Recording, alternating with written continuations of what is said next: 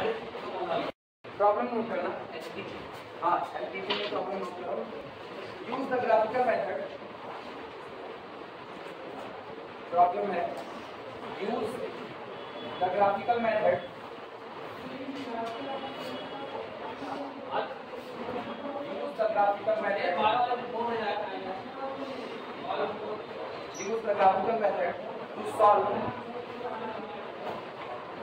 to solve problem दे रहा है minimize z is equal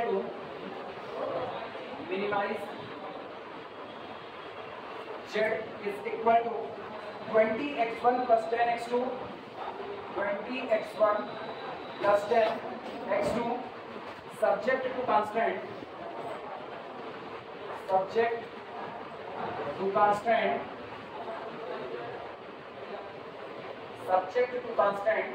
पहला कांस्टेंट दिया गया है x1 plus 2x2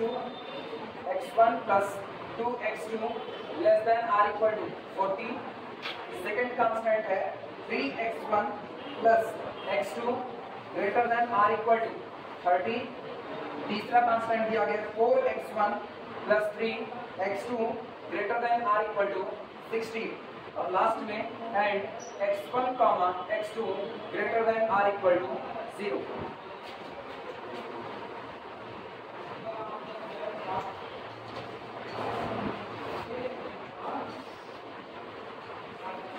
graphical method का इस्तेमाल करते हुए minimize z is equal to 20x1 plus 10x2 subject to constant x1 plus 2x2 less than r equal to 40, 3x1 plus x2 greater than r equal to 30, 4x1 plus 3x2 greater than r equal to 60।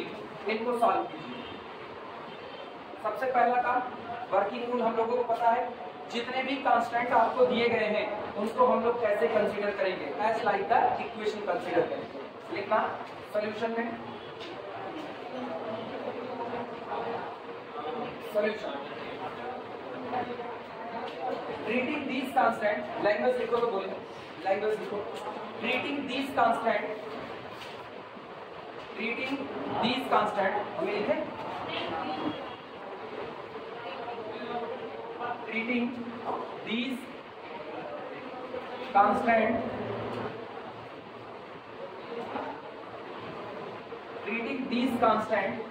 as equations। हम इन constant को कैसे treat करते हैं, जैसे कि ये inequality नहीं बल्कि क्या लिखा गया, इक्वेशंस लिखा गया।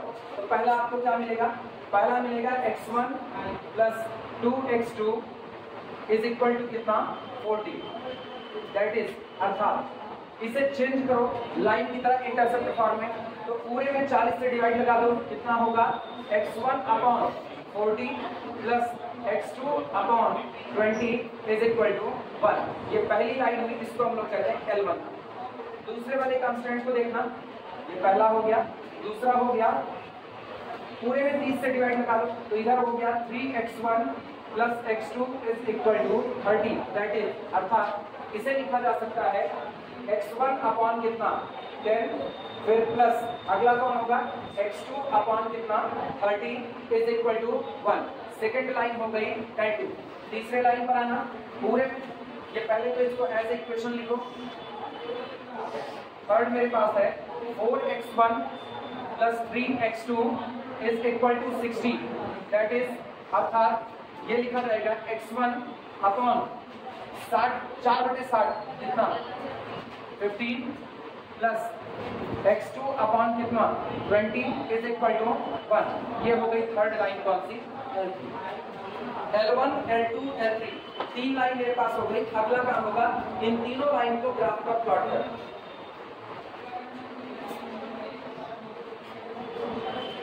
समझना ध्यान से, मैक्सिमम कहां तक जाना है वो देख लो, 10 तक जाना है, 40 तक, तो हम लोग 10-10 के हिस्से पर माना जाए। तो यहां से देखना, जिन लोगों को नहीं आता वो लोग इधर ध्यान दें, जिनको आता है वो लोग अपना ट्रेस करने की कोशिश कर सकते हैं। 10-10 के अंतर क्लियर है, ये कितना 10, अगला कौन 20, फिर अगला कौन 30, अगला कौन 40, इस तरह 50। ये हो गया आपका x1 एक्सेस।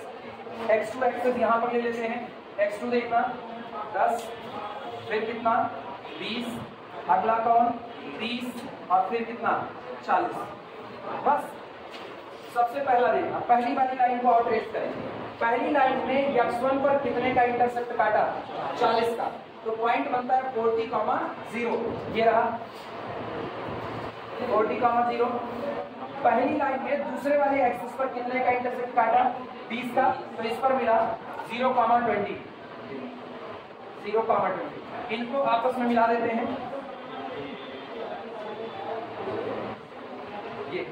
ये पहली लाइन निकल करके आई, इसको हम लोग कहते हैं फर्स्ट लाइन L1। और एक बात, जैसे लाइन को ट्रेस करो तुरंत पता करो इसके लिए फिजिबल रीजन क्या होगा। फिजिबल रीजन पता करने के लिए इनइक्वालिटी कैसी, less than or equal to. अगर हम इनइक्वालिटी पर लौटे, पहली लाइन ट्रेस की गई है पहली इनइक्वालिटी के लिए, तो यहाँ पर इनइक्वालिटी कैसी है, less than or equal to. Less than or equal to का मतलब लाइन के नीचे, एक तरीका। दूसरा तरीका, यहाँ पर 0 0 पुट कर दो, तो 0 0 पुट करेंगे, ओरिजिन रखने पर मिलता है 0 लेस देन 40। 0 लेस देन 40 का मतलब है ओरिजिन के नजदीक। 1 1 1 1। ये रहा, सही है गलत? इसका रीजन बता, पहले कांस्टेंट के लिए रीजन है तो उसको कहीं से तो दिखाना पड़ेगा, या तो डॉट डॉट डॉट डॉट दिखाओ और या तो 1 1 1 लिख दो सब पर। ठीक, तुम्हारी मर्जी, तुम एक ही बार 2 बार 1 लिखो, जगह खराब करो। अगला देखना, x1/10 x2/30। x1 पर कितने का इंटरसेप्ट 10 का और x2 पर 30 का, तो इसका मतलब 10,0 और 0,30 ये आपस में मिलाए जाएंगे। ये रहा और ये रहा, इनको आपस में मिलाते हैं। देखना, ये रीजन पता करते हैं। ये मेरी सेकंड लाइन हो गई L2। रीजन देखना, इसका कांस्टेंट देखो कैसा, greater than or equal to का मतलब है कि ओरिजिन से दूर, और ओरिजिन से दूर का मतलब तो गौर करना, इस लाइन के इधर जितना रीजन है वो इस कांस्टेंट के लिए फिजिबल रीजन है। तो 2 2 2, इधर भी 2, ये सारे पूरे इसके। तीसरे पर थर्ड में देखना, थर्ड कौन है, x1/15। ये बताओ 10 और 20 के बीच में तो 15 होगा, तो ये आपका हो गया 15। और इसके बाद 0,20, दूसरे पर 20 का 0,20, इनको आपस में मिला देते हैं।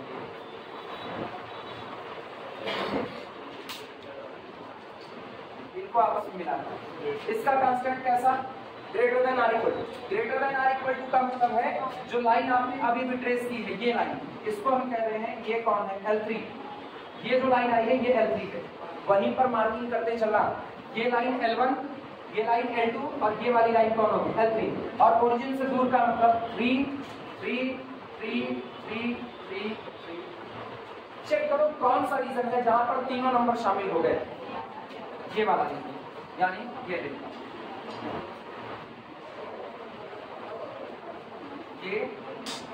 ये आपके पास आया, ये गया, और इसके बाद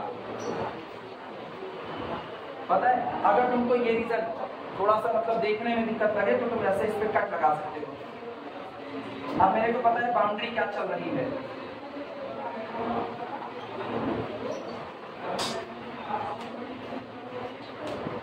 ये बाउंड्री कौन कौन से पॉइंट निकालने पड़ेंगे, वर्टेक्स फॉर वर्टेक्स, एक तो ये हो गया, दूसरा वर्टेक्स ये हो गया, इसके बाद वर्टेक्स ये रहा, और फिर अगला वर्टेक्स ये। 4 पॉइंट निकालने, 1 2 3 4। आप नामकरण संस्कार करो, A B, ये कौन होगा C, और ये कौन हो गया D। सुनो, अपने को कौन कौन से कैलकुलेट करके निकालने पड़ेंगे। अगर इसका कोऑर्डिनेट पूछे A का, तो A कितना है 20,0। अच्छा सॉरी, 20 कहाँ पर था, ये वाला, ये 15,0 इस पे लिख देते हैं 15। तो ये है कैपिटल के, आपका हो गया 15,0। अगला देखना, कैपिटल बी का कोऑर्डिनेट 40,0, तो इसका लिख देते हैं 40,0। अब सुनो, कैपिटल सी को पता करो किस पर लाई कर रहा है, तो कैपिटल सी L1 पर लाई कर रहा है और L2 पर, तो L1 और L2 को सॉल्व करके कौन मिलेगा, कैपिटल सी मिलेगा। यहाँ पर लिखा है सबसे पहले फिजिबल रीजन,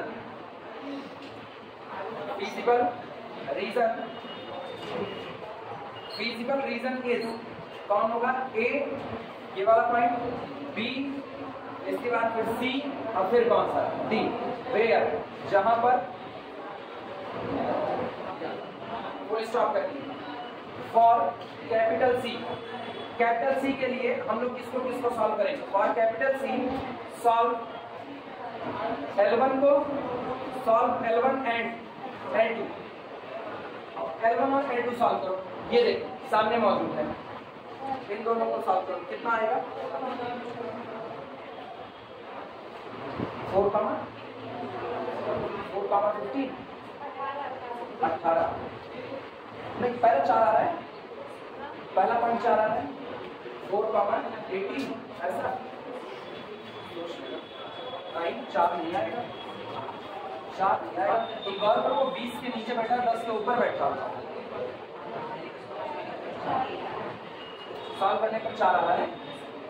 अच्छा रुको, ये 10 है ना?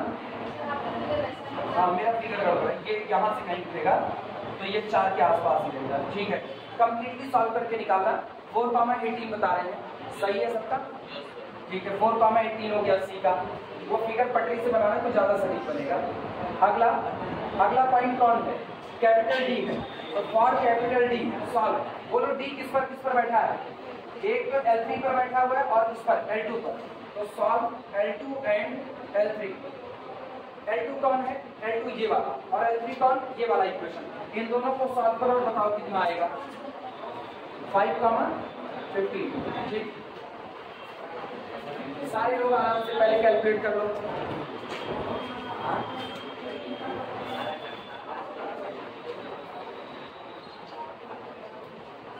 ये चेक कर लेना कितना आ रहा है, कितना आ रहा है। हम लगाए, रुको हम लगा ही देते। 3x1 plus x2 is equal to कितना? 30। और ये कितना है? 4x1 plus 3x2 is equal to कितना? 60। ऊपर वाले में 3 से मल्टीप्लाई, 3 त्रिक का 9, और ये कितना? 3 त्रिक का 9, घटाओ माइनस माइनस माइनस, ये पूरा खत्म हो गया। ये कितना? 5x1 is equal to 60, 17, 90, 30। ठीक, x1 इज इक्वल टू 6, 6 पंचे 30, तो ये पहला वाला कोऑर्डिनेट 6 होगा। ठीक, और वो 6 होगा तो अब सुनना, उठा करके 6 पहले वाले में रखो, किसमें? इसमें रखो। तो 6 त्रिक 18 plus x2 is equal to कितना? x3। तो x2 इज इक्वल टू 18 2 3 10 30 12 होगा। 6, 12 सही। कैलकुलेशन सही करना, कैलकुलेशन एक को गड़बड़ किए तो मान करके चलना, फिर फिजिकल रीजन हर एक को मिल गया, आंसर गलत आया। बोलो कहाँ पर? 4, 18 ये सही आ रहा है, 4, 18 ही रहेगा। फिर सुनो, तुम लोग ना अगर ऐसे छोटे छोटे इक्वेशन सॉल्व करने में गलत करोगे तो फिर गए काम, फिर तो वक्त नहीं बैठेगा।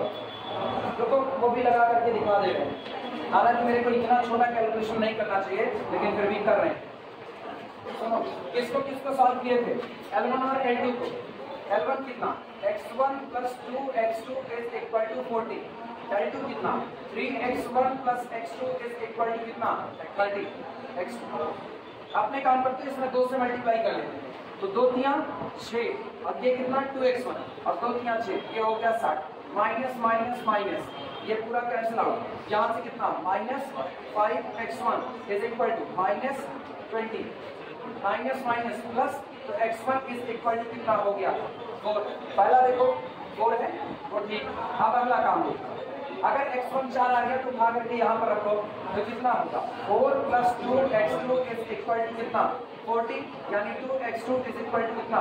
36। तो x2 इज इक्वल टू कितना? 36 अपॉन 2, 18 दूनी 36। क्लियर हुआ?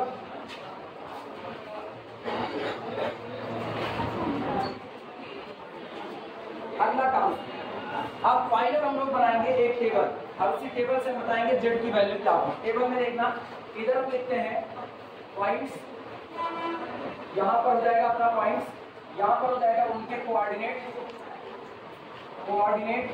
और यहाँ पर हो जाएगा z is equal to, objective function बताओ क्या दिया था? कितना? 20x1 plus 10 x2। ये चलो पॉइंट्स मेरे पास कौन से, ए है, बी है, सी है और डी है। ए का कोऑर्डिनेट कितना आया है मेरे पास, ए का कोऑर्डिनेट 15,0, 15,0। बी का कोऑर्डिनेट कितना है 40,0। सी का कोऑर्डिनेट कितना आया 4,18 और अगला हो गया 6,12।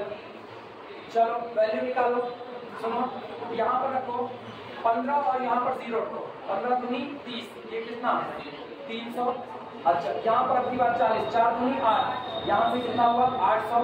यहाँ पर रखो कितना 20 चौके 2 चौके 8, 20 चौके 80 और इसके बाद 18 और 10 1 80, 0 8 8 16 पीछे आपको मिलिए 1 1 2 260, 260 में अब 6 और 12 रखो, 6 कितना 240।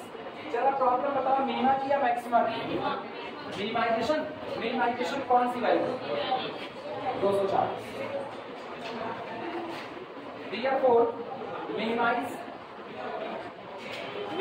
z is equal to 214 and x1 is equal to 6, x2 is equal to 12। Answer अब फटाफट फिगर बनाओ, नोट करो सब।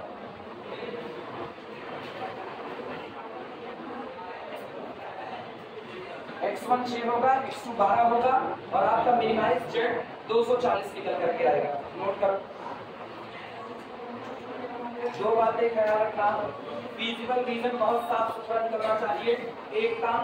दूसरा काम कैलकुलेशन गलत नहीं होनी चाहिए, एक गलती पूरा आंसर बेकार करो। पहले पूरा लिया तब आगे चलते।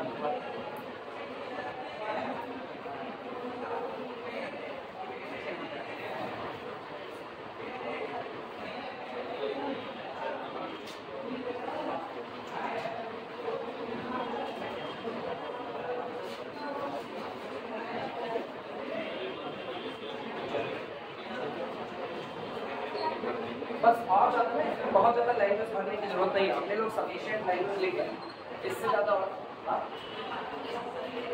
इसमें केसेस का आप एक कंडीशन बाकी होगी मेरे ख्याल से दो टाइप की और बात है उसके बाद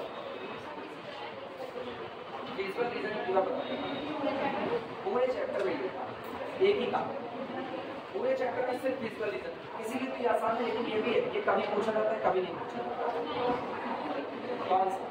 ऐसा ना तो नहीं पूछ लिया जैसे उसने फ्री पर्टिकुलर नंबर दे कर, ऐसा नहीं पूछा गया है, ऐसा नहीं पूछा गया।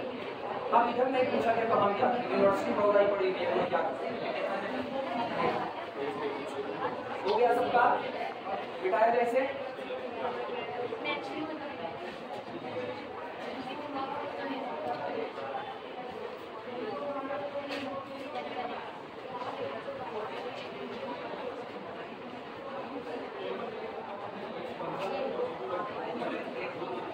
अगला लिखना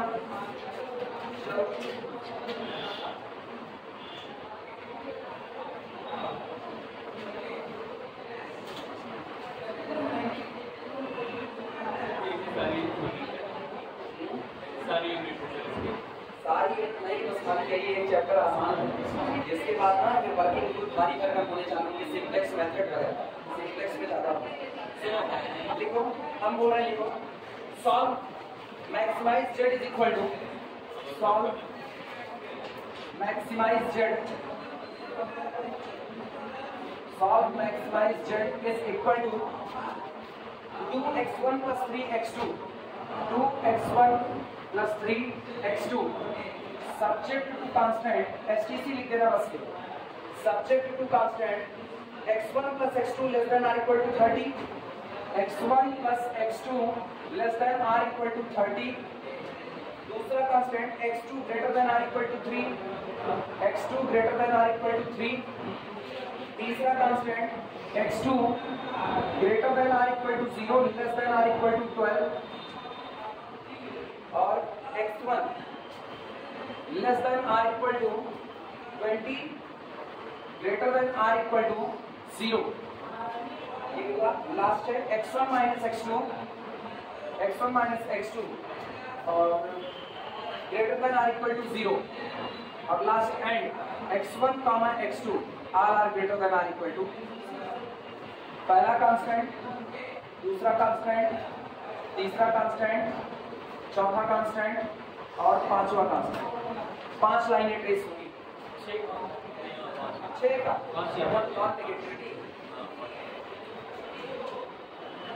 पटरी निकाल दो सारे लोग। अब तुम लोग पटरी से खींचना क्योंकि हम अंदाजे पर खींच रहे हैं, मेरा प्रिंसिपल रीजन थोड़ा ऊपर नीचे हो सकता है। हम भी 20-20 से खींचेंगे, लेकिन पहले तो ये सही सलामत बने तो। सबसे पहला काम, treating these as an equation. आया ना? पहली लाइन तुम लोग खुद से लिखो treating these constant as equation, treating these constant as equation, treating these constant as equation। In constant को इक्वेशन के तौर पर लेने पर treating these constant as equation। अब चलो सबको लिखते हैं। पहला कौन है? पहला x1 plus x2 is equal to 30, यानी that is अर्थात पहली लाइन हुई x1 upon 30 plus x2 upon 30 is equal to 1। ये लाइन हो गई L1। अगले पर आना, अगला कौन है? x2 greater than or equal to 3, मतलब केवल और केवल x2 is equal to 3।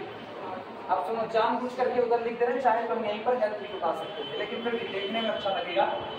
That is इसको लिख रहे हैं x2 is equal to 3 L2।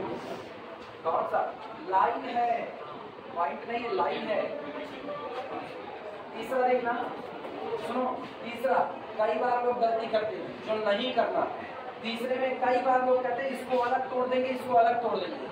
ऐसा आमतौर पे गलती करते हैं। वो कहते हैं x2 greater than or equal to 0 कर देंगे और x2 less than or equal to 12 कर देंगे। ना करना ही का, क्योंकि ये ऑलरेडी बता रहा है x2 पॉजिटिव होगा और एक तो नॉन नेगेटिव और 12 से कम होगा। ये तो नॉन नेगेटिविटी रेस्ट्रिक्शंस आपको दी ही गई है, तो इसका मतलब इसको छिपा लो। आपको दिए गए x2 less than or equal to 12, केवल इतना ही हिस्सा दिया गया। तो ये बन जाएगा x2 बराबर कितना? 12। That is x2 is equal to 12। ये हम जानबूझ के लिख रहे हैं L3 को देखने में ना एक सिस्टमैटिक वे में चला। यहाँ पर आना, इसमें क्या करोगे बोलो? x1 is equal to 20, x1 is equal to 20, that is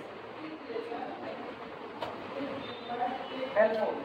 तुम्हारी मर्जी, तुम ये मत लिखना, बस एक ही लिखना, बाकी सब एज इट इज लिख देना। देखो तुम्हारे ऊपर। लास्ट x1 माइनस x2 बराबर 0, x1 माइनस x2 बराबर 0, दैट इज अर्थात लाइन बनी x1 बराबर x2। ये लाइन आपकी कौन हो गई? L5। अब इन सारी लाइन को ट्रेस करो ग्राफ पेपर पर और तुरंत यहीं पर प्रिंसिपल रीजन निकालने की शुरुआत करो। देखना,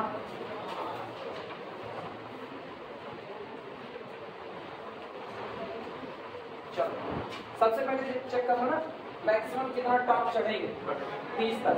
तो इसका मतलब यहाँ पर मेरे पास हो गया, अच्छा 30 भी चढ़ेंगे, उसके बाद फिर हाँ ठीक है, सबसे थोड़ा दूर दूर ले रहे हैं 10, 20 और यहाँ पर आ गए 30। इसी तरीके से यहाँ पर 10, 20 और यहाँ हो गए 30। दूर दूर बनाएंगे तो साफ सुथरा। पहली लाइन बताओ, पहली लाइन 30, 0, 0, 30। तो ये इनको मिला देंगे आप,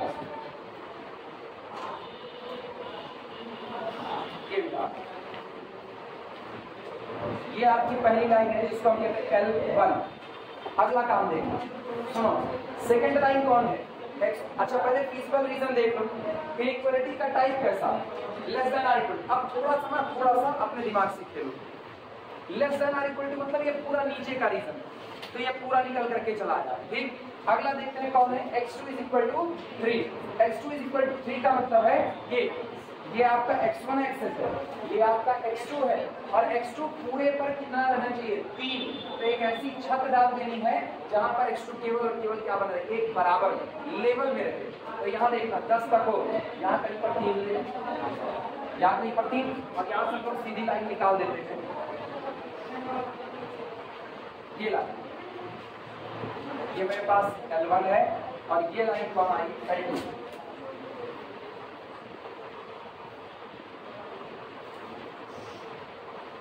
L2 लाइन, और ये लाइन आपकी होगी x2 = 3। तो ये बताओ, सुनो दिमाग दौड़ाना, अभी एक कटान यहाँ पर मिल रही है कि नहीं? जब इस कटान को निकालना होगा तो इस कटान के लिए निश्चित तौर पर x2 की वैल्यू कितनी बनी रहेगी? 3, और बाकी जो पॉइंट होगा वो देखा जाएगा अगर निकालने की जरूरत पड़ी। अच्छा, फीजिबल रीजन को रख लो, आओ कहाँ पर थे? ग्रेटर देन और इक्वल टू, मतलब इस लाइन के ऊपर रहना है, तो नीचे का आपका फीजिबल रीजन अब नहीं आ सकता। फीजिबल रीजन फिलहाल इन दोनों को जो सेटिस्फाई करेगा वो ये बीच का हिस्सा है। सारे लोग सहमत हैं इस बात से? तुम लोग चाहो तो नंबरिंग अभी भी कर सकते हो, लेकिन अब वो थोड़ा गंदा लगता है, ठीक? ये हुआ, फिर भी चलो हम एक बार कर देते। देखो, अरे साफ सुथरा डरो मत,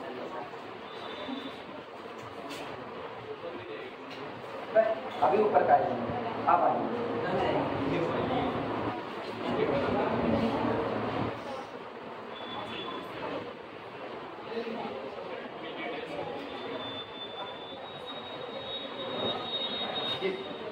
ये जो डॉटेड वाला है ना, ये फीजिबल रीजन ऊपर वाले L1 का फीजिबल रीजन है। अब L2 करेगा, L2 का ऊपर चलेगा क्योंकि इक्वलिटी ग्रेटर देन और इक्वल टू है। तो यहाँ पर देखना,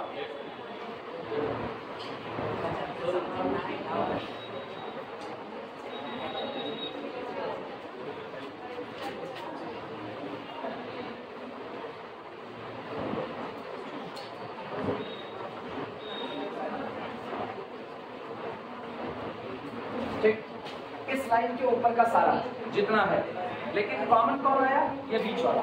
अगला आना x2 = 12, आपकी 12 पर आओ, तो 10 और 20 के बीच में यहाँ कहीं पर 12 आएगा।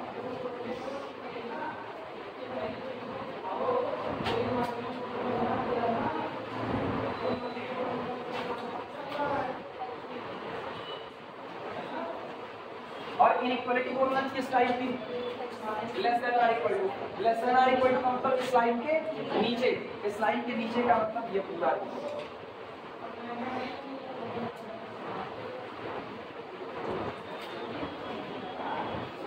अच्छा, लाइन के नीचे ये भी है,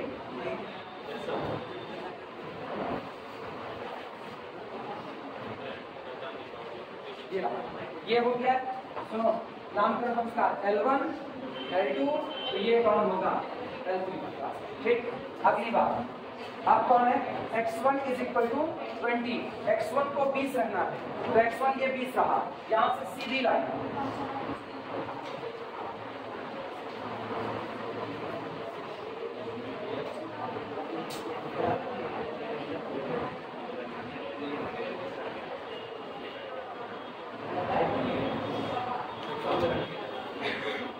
सुनो, इधर ध्यान देना, ये यहां से नहीं गुजरेगा, ये गुजरेगा नहीं गुजरेगा, क्योंकि यहाँ पर बोलो x2 कितना होगा? इस पर x2 कितना होगा?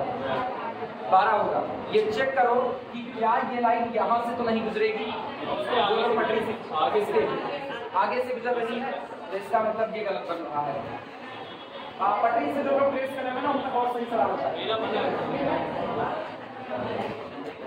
20 पर है। अच्छा, ये वाला पॉइंट कौन था? रुको, ये 12 पर था, किस पर था? ये 12 और नीचे आएगा, 12 और नीचे होना चाहिए था, तब ये जाता।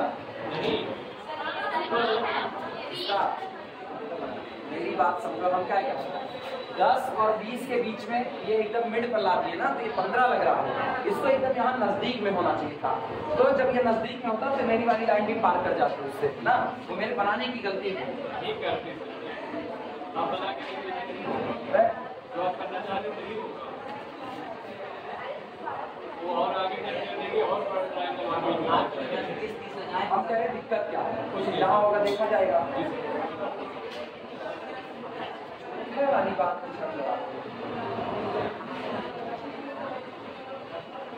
इसकी मार्किंग किससे किए थे?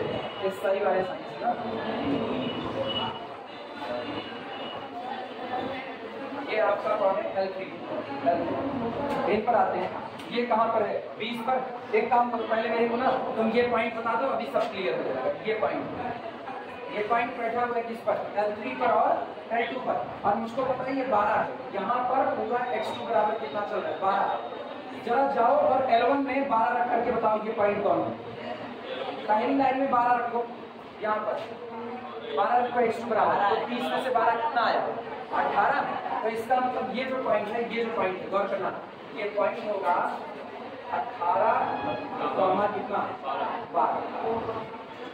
x2 कितना था 12, x1 कितना आया 18, तो ये पॉइंट है 18 का 12। अब गौर करो आपको कहाँ रखना है 20 उठाना है ना, x1 कितना 20 और ये कितना है 18, तो 20 यहाँ कहीं बनाने की गलती है। इसीलिए कहते हैं ना पटरी से बनाओ तो ज्यादा एक्यूरेट हो। जो क्या है वो नहीं कटेगा, वो इधर आएगा ना। हम इसको अब इधर ले रहे हैं क्योंकि सीधी पटरी थोड़ी निकल सकती, वैसे कितना गंदा लगेगा। चलो हम बना रहे हैं, एजम्पशंस के तौर पे मान लेना।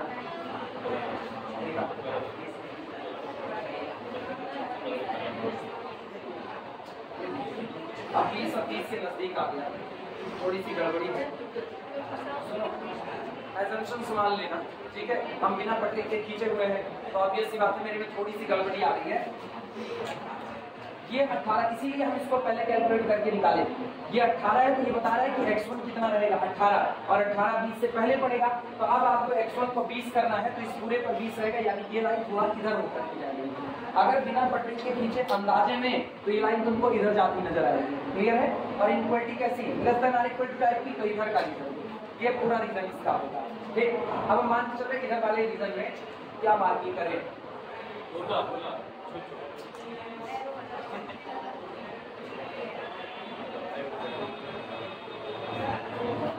वैसे नंबरिंग करना ज्यादा अच्छा, जब कांस्टेंट ज्यादा होंगे ना नंबरिंग कर लेना तो ज्यादा बेहतर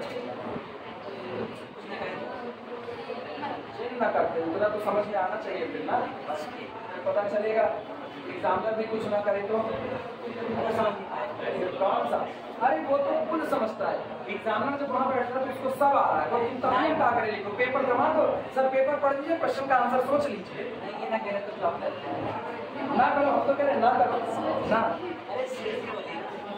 अगला सुनो, फिर ये तो हो गया आपका, ये कौन सा कांस्टेंट है L1 हुआ, L2 L3, ये कौन L4, एक और बचा L5 हुआ। x1 बराबर x2 मतलब y बराबर x, y बराबर x का मतलब ये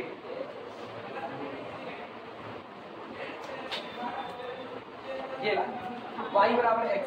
और गौर करना इसका रीजन क्या होगा, कौन सा था ग्रेटर देन और इक्वल टू, इसका मतलब इसके। अब सुनो फर्स्ट के हो, आप फर्स्ट के हो, ये आपका कौन था x1 minus x2 greater than और इक्वल टू 0। मतलब आपको वो रीजन चुनना है, अभी इतना भी नहीं फंसे, आपको वो रीजन चुनना है जिस रीजन में x1 ग्रेटर देन और इक्वल टू क्या होगा, x1 की वैल्यू बड़ी हो और x2 की वैल्यू छोटी हो, ऐसा रीजन आप पता करते हैं। देखना दिमाग दौड़ा, जब तक आप नीचे नीचे रहोगे, जब तक नीचे रहोगे तो नीचे के हिस्से में x1 और x2 के बीच में रिलेशन देखो, x1 बड़ा होगा या x2 बड़ा होगा, और इस लाइन पर तो दोनों बराबर होंगे, ये तुम्हें को समझना पड़ेगा। इस लाइन पर x1 और x2 दोनों कैसे बराबर, तो इसका मतलब इस लाइन के ऊपर और इस लाइन के नीचे यही दो जगह है जहां x1 एक बार छोटा होगा एक बार बड़ा होगा। अब ये पता करो कब छोटा होगा कब बड़ा। यहाँ 10 पर आ गए, 10 पर आए तो गौर करना ऊपर हाइट बढ़ रही है कि नहीं, हाइट यहाँ पहुंचेगी तब 10 हो जाएगी,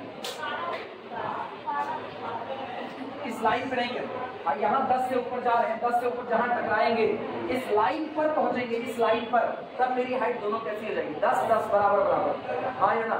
तो इसका मतलब इस लाइन के नीचे x2 कम है और x1 बड़ा है। अगला देखना यहाँ पर 15 है, 15 यहाँ से ऊपर जाओगे, देखो अभी तुम लाइन के नीचे हो तो यहाँ x2 की वैल्यू यहाँ कितनी है 12, कम है कि नहीं, और जब लाइन पर पहुंच जाओगे तो 15 और 15 बराबर हो जाएगा, यानी नीचे वाले रीजन में x2 छोटा है और x1 बड़ा है, और मुझको क्या चाहिए x1 बड़ा और x2 यानी नीचे का। क्लियर हुआ कि नहीं हुआ। तो इस बार इस लाइन के नीचे का रीजन, और नीचे का रीजन बोलो कौन सा, ये पूरा, ये पूरा। अब फिजिकल रीजन मेरे को बताओ क्या फिजिकल, कौन सा? ये वाला रीजन, यही फीजिबल। इसमें साइन ए, ये डॉट वाला 2, 0, 3, ये 4 और बाकी इसके लिए फिर नीचे से एक रीजन, तो ये रीजन बना। पटरी से बनाए होंगे तो ये बड़ा सही बन रहा होगा, मेरे में तो गड़बड़ बन गया है।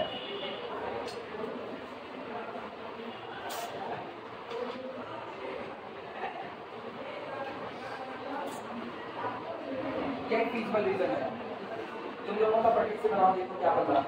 कुछ ऐसा ही करना है, बर्फी कट मतलब गंदी वाली बर्फी। हाँ यही ऐसे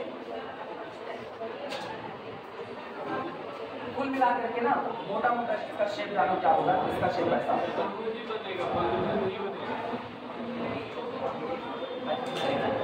ऐसा कुछ रीजन बने,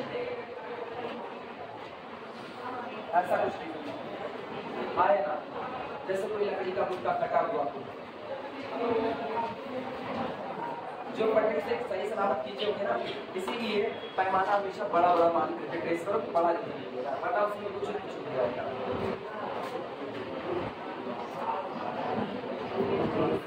नाम संस्कार करें। ये पॉइंट कौन सा? ए। ये कौन सा? बी। ये कौन सा? सी। और ये कौन सा?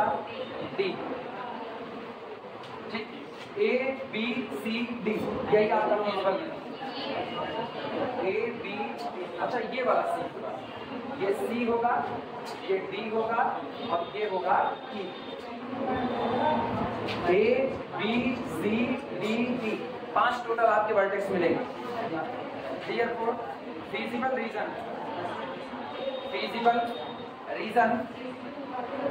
is A B C D E। अब फिगर बना लो पहले ध्यान से, तब आगे चलिए। डी को हम लोग निकाल ही चुके हैं, डी 18,12 आया है, वो हम लोग सीधे लिख देंगे। सी निकालेंगे अभी, सारे पॉइंट आए वही, बेसिक रीजन क्या है, पॉइंट आए। ओरिजिन कहाँ है? ओरिजिन नहीं है, हाँ वो नहीं है ना। x1 greater than or equal to x2। अच्छा इसका मतलब तुम बोर्ड नहीं देख के बताते बात ना। इधर सुन, इधर इधर ये जो लाइन होती है, ये लाइन होती है y बराबर x। तो ये लाइन है, ये y बराबर x है। इसका मतलब हम इसको ऐसे लिख सकते हैं x बराबर y। ये x एक्सिस है, ये y एक्सिस। जब तक हम इस लाइन पर रहते हैं तब तक x और y बराबर है। जब इस लाइन के नीचे रहते हैं, इस लाइन के नीचे x आपका बड़ा होता है किससे? y से, यहाँ बराबर होता है। और ऊपर जब निकल जाते हैं तो हाइट बढ़ गई, हाइट बढ़ गई मतलब y बढ़ गया, यानी x is less than y। तो ये वाला इक्वलिटी कौन है? ये इक्वलिटी पढ़ो, x1 greater than or equal to x2। x1 को x मानो, x2 को y मानो, तो x greater than or equal to y, नीचे वाला। तो ये इस स्लाइड के नीचे का है पूरा रीजन इसका। क्लियर बात?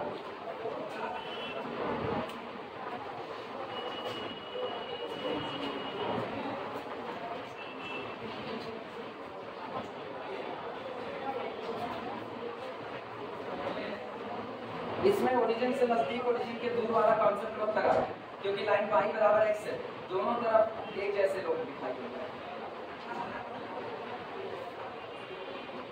सब लोग फिगर बना लो तो हम कुछ लिखना चालू करेंगे।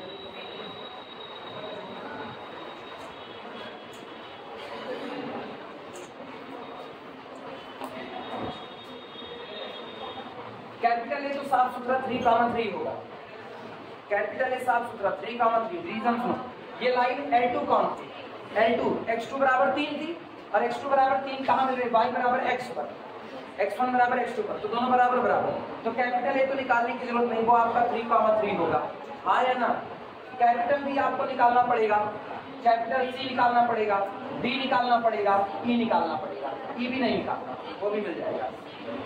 ई आपका 12 होगा, 12,12, ये 3,3, ये 12,12।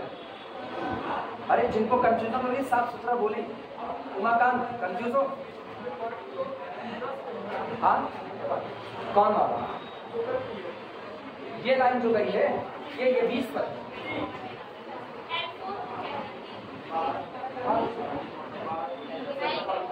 L4 हाँ ये किस पर, अरे ये गौर करो,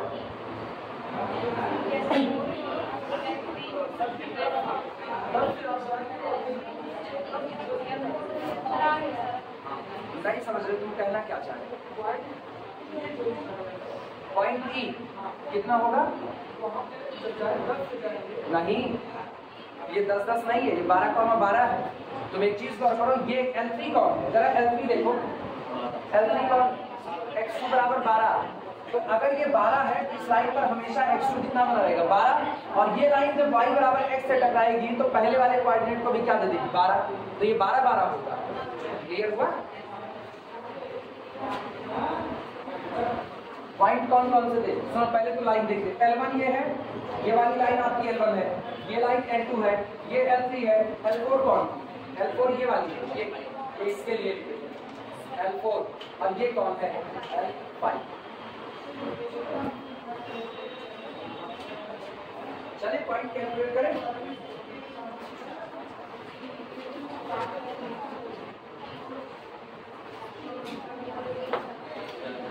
फॉर, आओ चलो निकालो, for capital B, point B के लिए हम लोग सॉल्व करेंगे।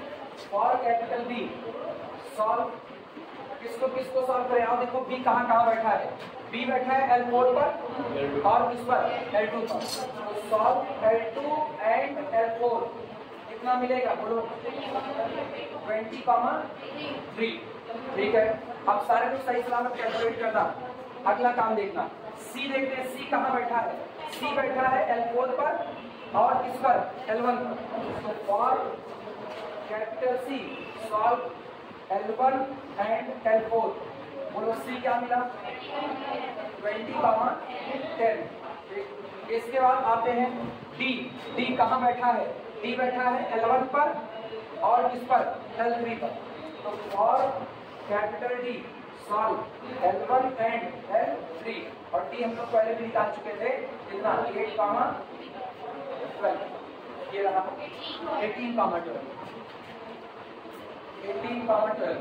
इसके बाद बी के बाद बारी किसकी ई की, और ई के लिए देखते हैं ई कहाँ कहाँ बैठा है, ई बैठा है L5 पर और L3 पर। तो for capital E solve L3 and L5, अब ये मेरे को मिलता है कैपिटल ई कोऑर्डिनेट कितना आ रहा है 12,12। चलो आप केवल टेबल बना करके वैल्यू कैलकुलेट करना है।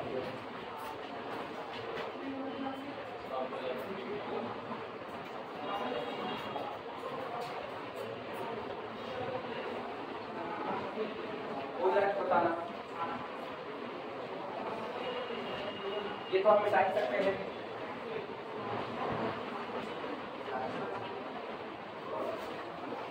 और चलो टेबल बनाते हैं, यहाँ पर लिखते हैं पॉइंट्स, यहाँ पर लिखते हैं कोऑर्डिनेट, और यहाँ पर z is equal to objective function बोल दो, objective function 2x1 plus 3x2। Point लेते हैं, सबसे पहला पॉइंट कैपिटल ए, फिर बी, फिर सी, डी और ई। ए के कोऑर्डिनेट कितने हैं 3,3, बी के कोऑर्डिनेट अपने कितने आए 20,3, सी के कोऑर्डिनेट 20,10,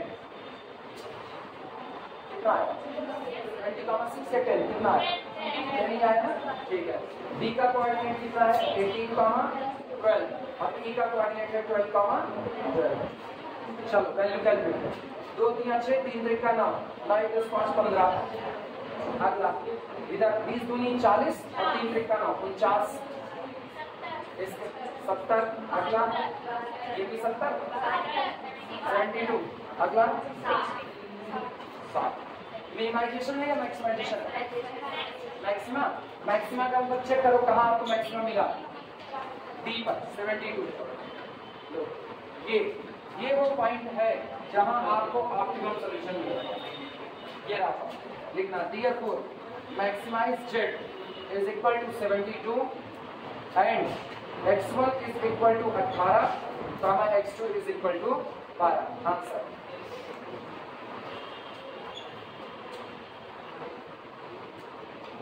कैलकुलेट कैलकुलेट करो।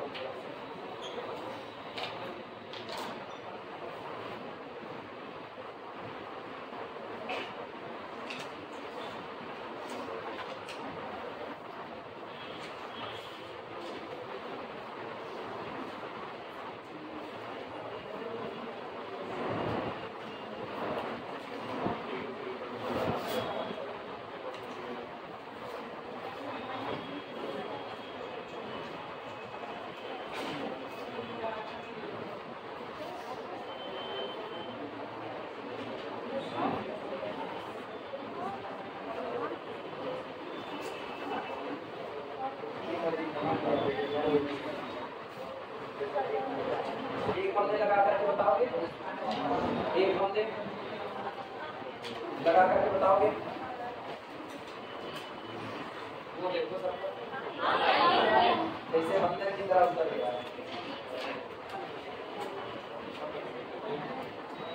लगाने में इतना तुम लोग अब काम चोर को लेकिन रियलिटी मानना पड़ेगा। एक स्टूडेंट इतना काम चोर कैसे हो सकता है? मिटाया जाए।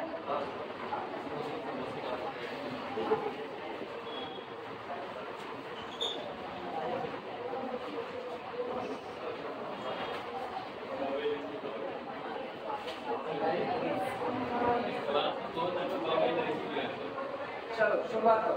प्रॉब्लम नोट करना। हम बोल रहे हैं लिखो प्रॉब्लम लिखो।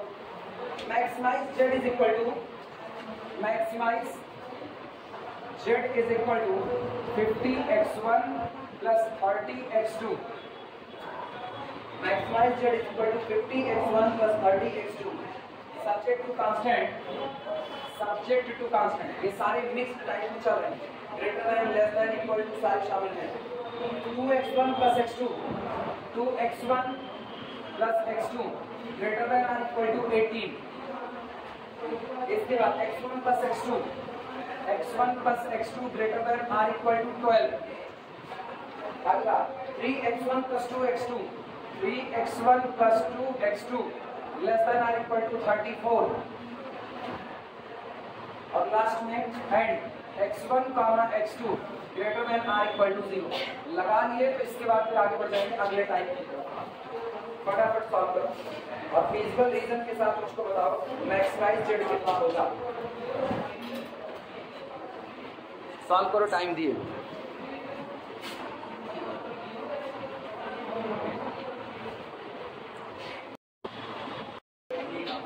सुनो, उम्मीद कर रहे हैं सारे लोग लगा लिए होंगे। रीजन बिल्कुल ऐसा ट्राइंगल शेप में निकल करके आएगा। ठीक है, अब वो छोटा बड़ा पैमाने के हिसाब से जैसा पैमाना मानोगे उसी के हिसाब से आएगा। चल रहे हैं आगे की तरफ। ठीक, जिनको नहीं आया है सुनो, जिनको नहीं आया है वो लोग ऐसे रफली कैलकुलेशन देख लें कैसे किया गया है और हर एक कांस्टेंट को बारी बारी खींचा गया है। ठीक, रीजन सामने नजर आ रहा है ट्राइंगल शेप का। ये यहाँ तक, ये लाइन यहाँ से ऐसे कट की क्योंकि 18 से नीचे यहाँ तक। ठीक, मिटा रहे हैं। आंसर 560 आएगा ना। x1 बराबर आएगा 10 और x2 बराबर आएगा 2।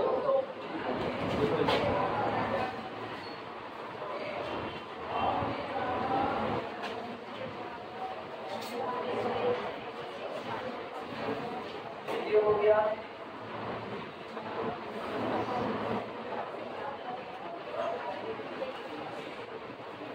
हेडिंग डालो अनबाउंडेड सॉल्यूशन। हेडिंग डालो unbounded solution.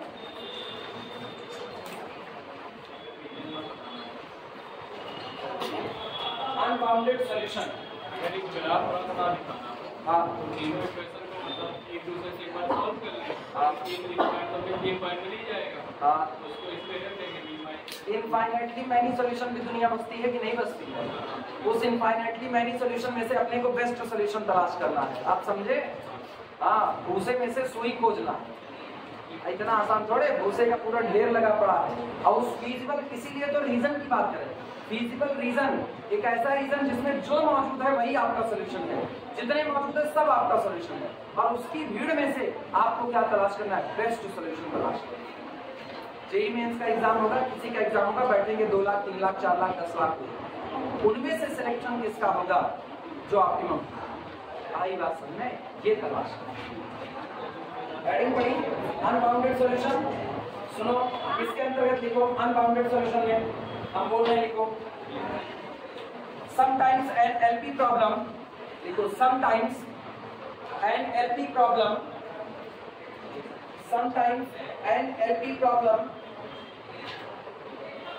may have, sometimes an LP problem may have an infinite solution, sometimes an LP problem may have an infinite solution, full stop. Such a solution is referred as, such a solution is referred as, double R, such a solution is referred as unbounded solution, such a solution is referred as unbounded solution.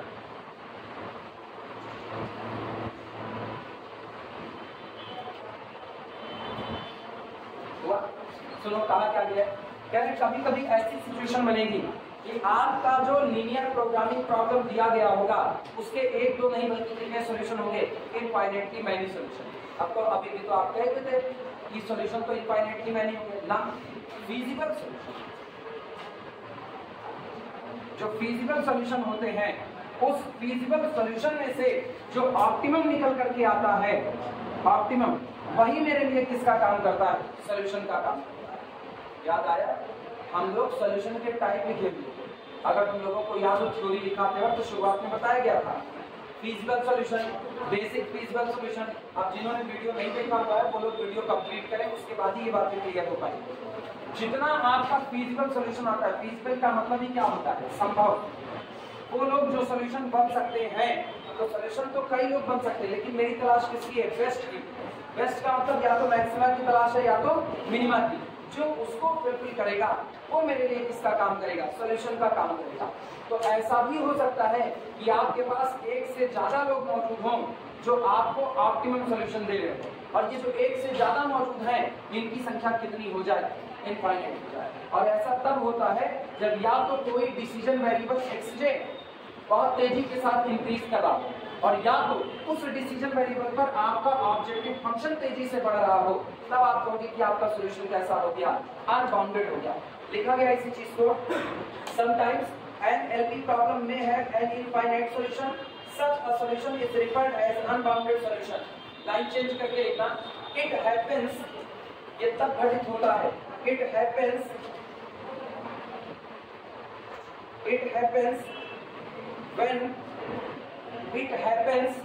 when value of certain, it happens when value of certain decision variable, it happens when value of certain decision variables and the value of objective function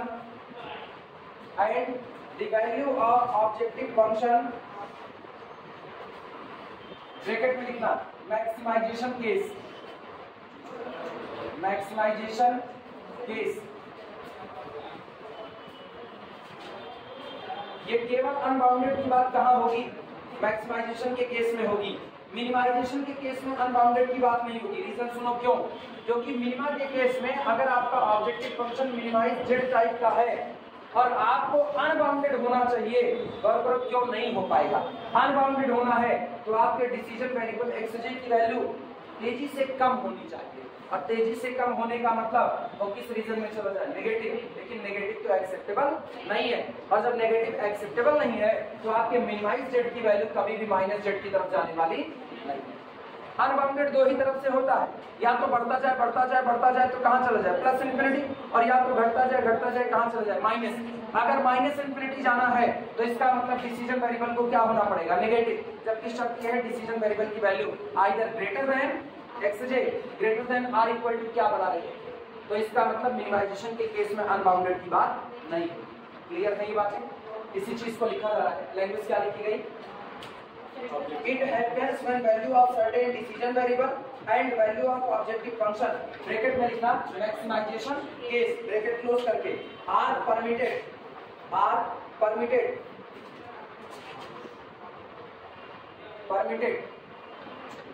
permit देना, allow कर देना, are permitted allow कर दी जाती हैं, are permitted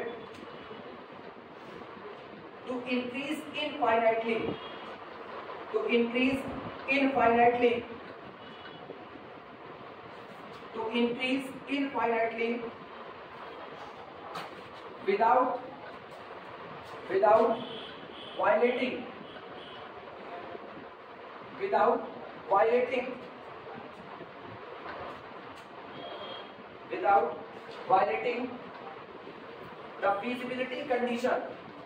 without violating the feasibility condition, without violating the feasibility condition मिलाना पूरा लिखा क्या गया है? लिखा गया समटाइम्स कभी कभी एन एलपी प्रॉब्लम आपको दी गई लीनियर प्रोग्रामिंग प्रॉब्लम में है एन इनफाइनाइटली सॉल्यूशन। वो कितने सॉल्यूशन रख सकती है? इनफाइनाइट सॉल्यूशन रख सकती है। सच अ सॉल्यूशन और ऐसे जो सॉल्यूशन होते हैं इज रिफर्ड एज वो कहे जाते हैं या जाने जाते हैं रिफर्ड एज अनबाउंडेड सॉल्यूशन। आप उनको क्या कहते हो? Unbounded solution. इट हैपेंस और ये तब घटित होता है व्हेन जब value of certain decision variable जब किसी ना किसी डिसीजन वेरिएबल की value and the value of objective function in the maximisation case are permitted जब किसी ऑब्जेक्टिव फंक्शन की वैल्यू मैक्सिमाइजेशन के केस में और आपके डिसीजन वेरिएबल की वैल्यू परमिट कर दी जाती है, अलाउ कर दी जाती है कि वो इनफाइनाइटली अपनी वैल्यू को क्या कर सके? इंक्रीज कर सके विदाउट वायलेटिंग फीजिबिलिटी कंडीशन। लेकिन इस बात का ख्याल रखना है कि आप जो फीजिबिलिटी कंडीशन है उसका विरोध ना कीजिए, क्योंकि अगर कंडीशन फीजिबल ही नहीं रहेगी तो सॉल्यूशन किस बात का? सॉल्यूशन किस दायरे में निकाला जाता है? फीजिबिलिटी के दायरे में निकाला जाता है। तो बिना फीजिबिलिटी कंडीशन को वायलेट किए अगर आपके ऑब्जेक्टिव फंक्शन और डिसीजन वेरिएबल की वैल्यू कंटिन्यूअसली इंक्रीज कर रही है इंफिनिटी की तरफ, तो ये सॉल्यूशन आपका क्या कहलाएगा? अनबाउंडेड सॉल्यूशन कहलाएगा। क्लियर है ये बातें?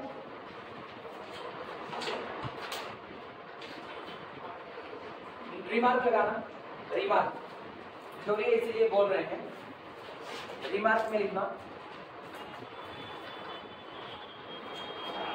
It may be noted that, remark में लिखो it may be noted that, ये ध्यान देने योग्य है। It may be noted that,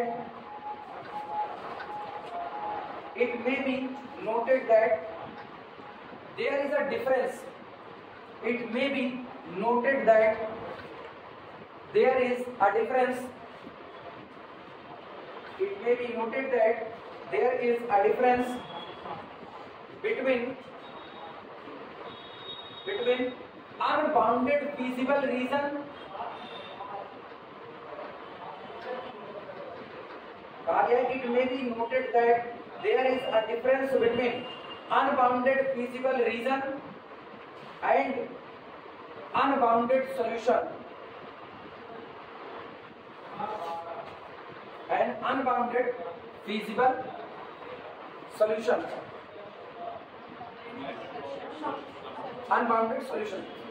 ठीक कहा जा रहा है यहाँ, ये ध्यान देने योग्य है या ये ध्यान देने की जरूरत है कि एक अनबाउंडेड फीजिबल रीजन और एक अनबाउंडेड सॉल्यूशन इन दोनों के बीच में फर्क होता है। ऐसा भी हो सकता है आपका रीजन अनबाउंडेड आए लेकिन आपका सॉल्यूशन बाउंडेड है, ये भी पॉसिबिलिटी है मिनिमाइजेशन का केस, ध्यान देना। सॉल्यूशन का अनबाउंड हो जाना, सॉल्यूशन का अनबाउंड होने का मतलब है ना कि आपका जो मैक्सिमाइज्ड है वो इंक्रीज कर चुका है, किधर? प्लस इंफिनिटी की तरफ भागने लगा है। ठीक उस दौरान आपका कोई डिसीजन वेरिएबल अपनी वैल्यू को बड़ी तेजी से बढ़ा रहा होगा।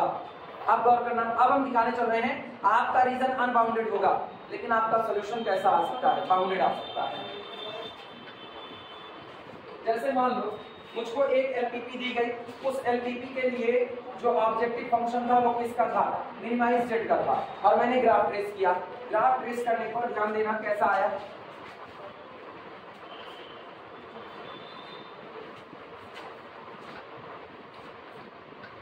फीजिबल रीजन आता है। गौर करना, फीजिबल रीजन ये आता है।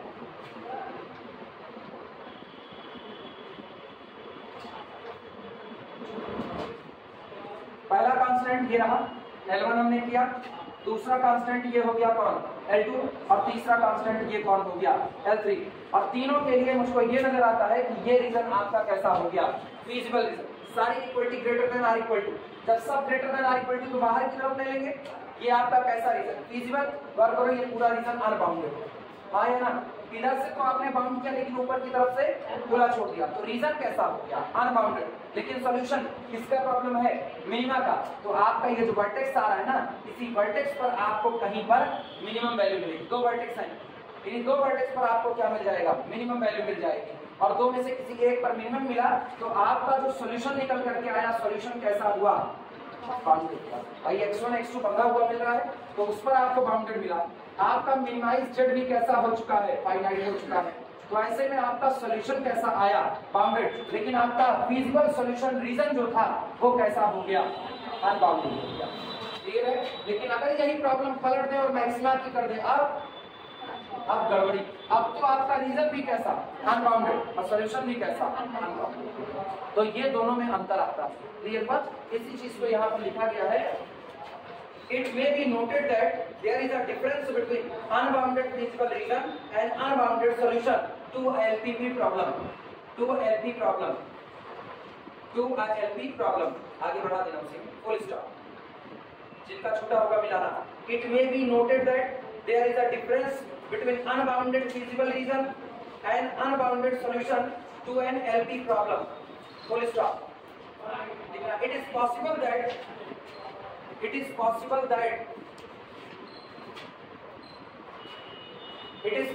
that ये संभव है कि it is possible that for a particular LPP it is possible that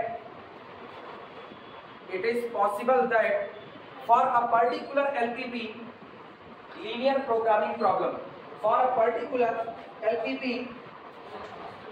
the feasible reason may be unbounded. It is possible that for a particular LPP the feasible reason may be unbounded. Feasible reason may be unbounded, but LP problem solution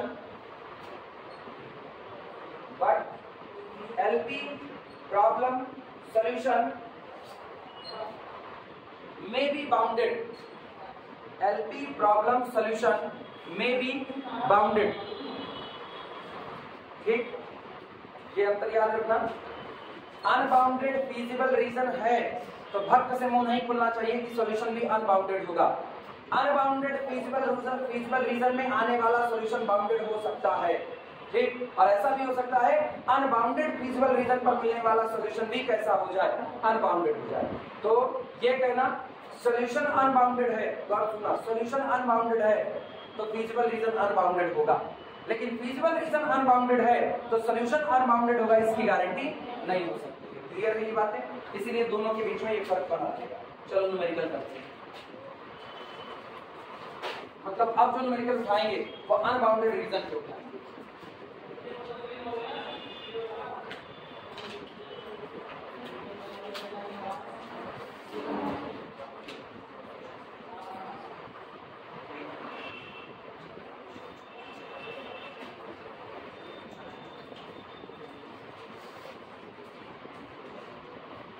problem note करो, maximise z is equal to 5x1 plus 4x2 subject to constant x1 minus 2x2 greater than or equal to 1, x1 plus 2x2 greater than or equal to 3, और last में non negativity restrictions, केवल दो constant, ठीक, तो में अपना काम हो जाएगा।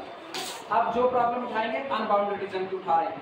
अब तो ये अंतर पता चल गया ना, रीजन के अनबाउंडेड होने से सॉल्यूशन का अनबाउंडेड होना जरूरी नहीं, आप उसकी गारंटी नहीं दे सकते। सबसे पहला काम सॉल्यूशन क्या किया जाए, पहली लाइन तुम लोग खुद से लिखो, ट्रीटिंग दीज एज इक्वेशन, लिखो treating these as equation, treating these as equation, treating these as equation. बोलो क्या बनेगा, पहला इक्वेशन बनेगा, पहला आपको मिला x1 minus 2x2 is equal to कितना 1। दैट इज अर्थात इसको एक लाइन के तौर पर लिख लें तो कितना होगा x1 plus x2 upon minus 1 upon 2। सही है गलत? Is equal to 1। चलो x1 अपॉन 1 लिख देते हैं। दूसरा कौन होगा? दूसरा कौन है x1 plus 2x2 is equal to कितना 3। यानी कि आपको मिला दैट इज अर्थात x1 upon 3 plus x2 upon 3/2 is equal to 1। ये लाइन है L1 और ये लाइन है L2। आप ट्रेस करते हैं, देखते हैं क्या आता है।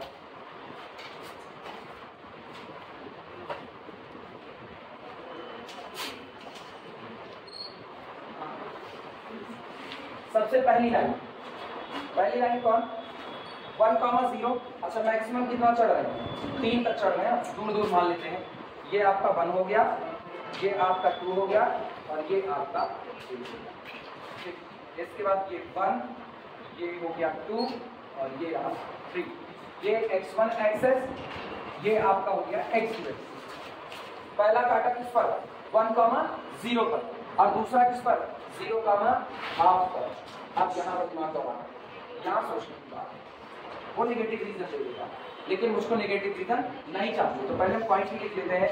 एक पॉइंट आपको मिलता है 1,0 और दूसरा जिसको इससे मिलाना है वो है 0,-1/2।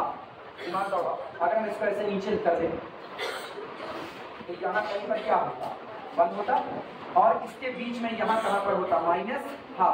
तो एक पॉइंट आपका ये है। ट्रेस तो हम ऐसे ही करेंगे जैसे हम ट्रेस करते आए और एक अपना ये है 1,0।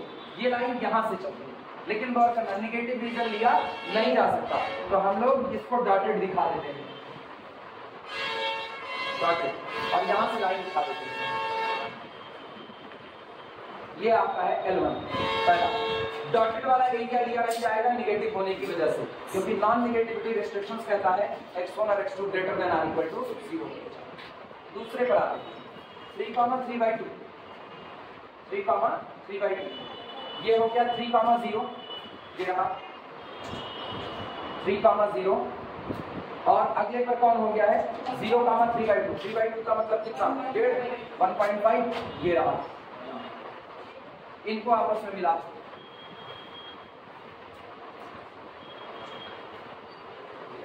अब और रीजन देखते हैं। पहले वाले में इक्वलिटी कैसी थी greater than or equal to.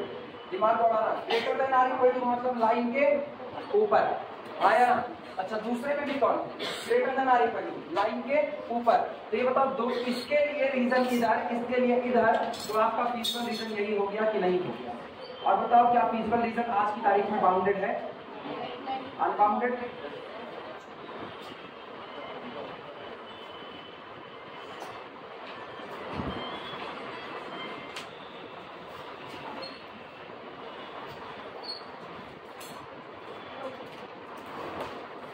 ये बनाओ फिगर, वो L1 है और ये कौन है L2। आपको वर्टेक्स ये मिलेगा और एक वर्टेक्स ये मिलेगा किनारा।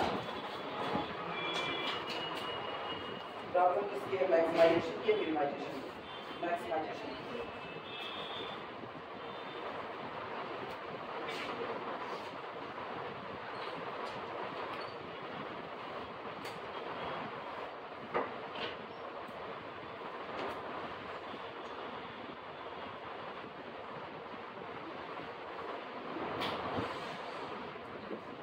दो किनारे मुझको मिल रहे हैं।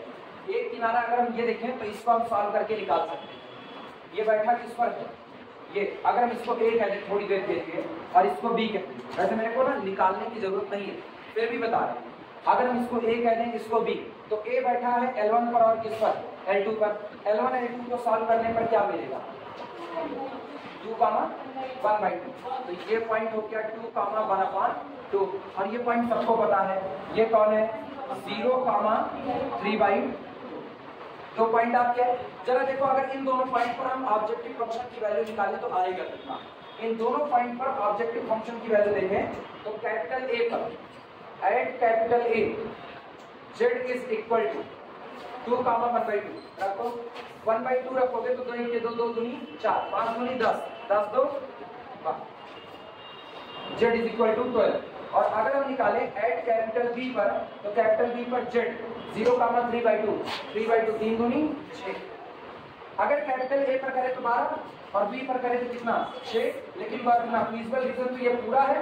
अगर फीजिबल रीजन ये पूरा है तो आप इसी एक्सेस पर आगे बढ़ते चले जाओ, आपको ऐसे ना जाने कितने वैल्यू मिलेंगे x1 और x2 की, जिन पर ये 12 और 6 को भी पार कर रहा होगा।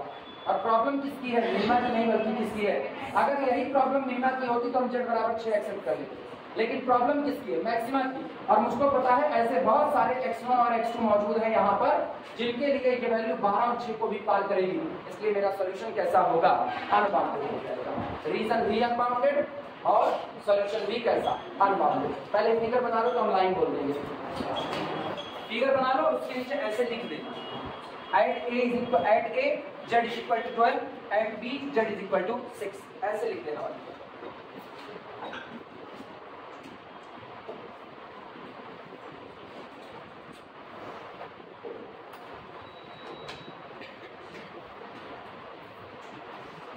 बन जाए तो बताना।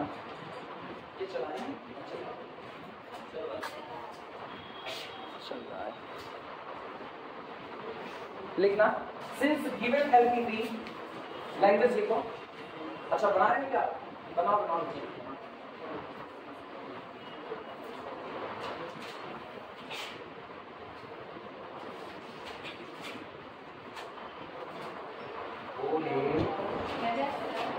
शशिकांत बना, नीचे उमा का दोनों काम चाहिए। लिखना since given LPP, since given LPP is of maximization type, since given LPP is of maximization type, since given LPP is of maximization type, ठीक, and there exist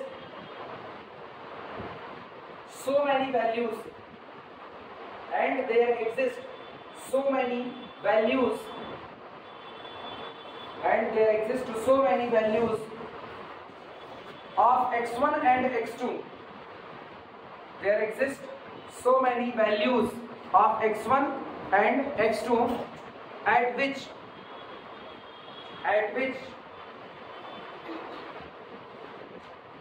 the value of objective function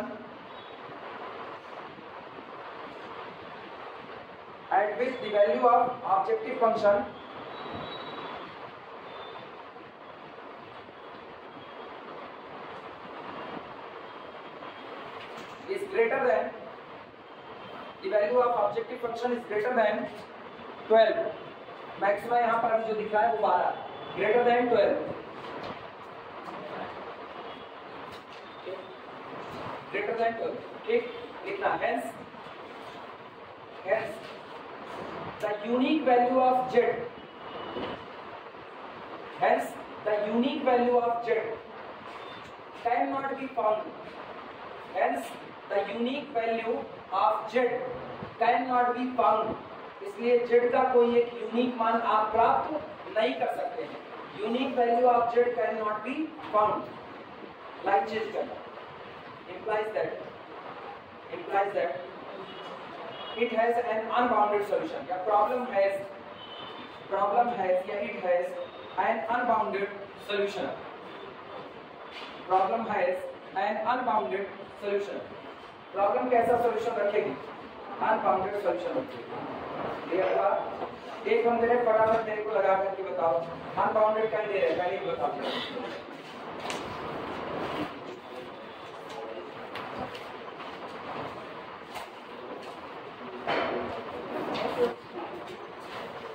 solve maximise z is equal to, solve maximise z is equal to, दिया गया है -4x1 + 3x2 -4x1 + 3x2 subject to constant x1 - x2 less than or equal to 0, x1 - x2 less than or equal to 0, एक हो गया। दूसरा x1 less than or equal to 4, x1 less than or equal to 4 and x1 comma x2 all are greater than or equal to 0. Unbounded का दिए हैं, फटाफट लगाओ।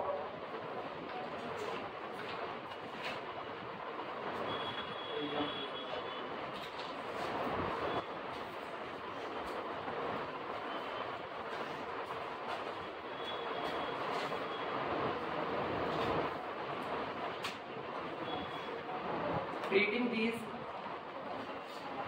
तुम लोग लगाओ, हम बस उनके लिए ना जिनको बाद में नहीं आएगा तो साथ चलो। Solution treating these as equation क्या मिल जाएगा पहले से, x1 माइनस x2 बराबर 0 इंप्लाइज दैट x1 बराबर x2। ये आपकी होगी पहली लाइन L1। दूसरा हो गया x1 इज इक्वल टू 4, ये हो गई सेकेंड लाइन L2। और इनको प्लॉट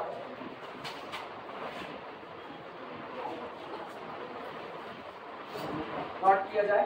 पहला तो x1 बराबर x2 सीधी लाइन ये गई,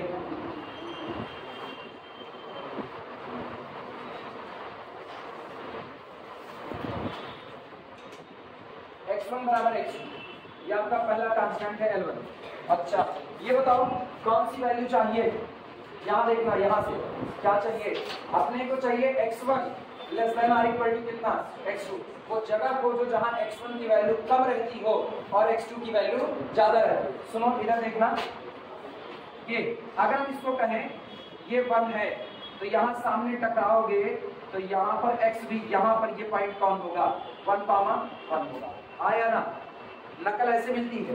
अब इसी लाइन में ऊपर चलो, जब इसी लाइन में ऊपर चलोगे तो कौन बढ़ेगा, x1 बढ़ेगा या x2 बढ़ेगा, x2 बढ़ेगा। मतलब तय हो गया यही वो रीजन है जहां पर x2 x1 से बड़ा होगा। This is the region where x2 greater than और इक्वल टू x1, ये रीजन है।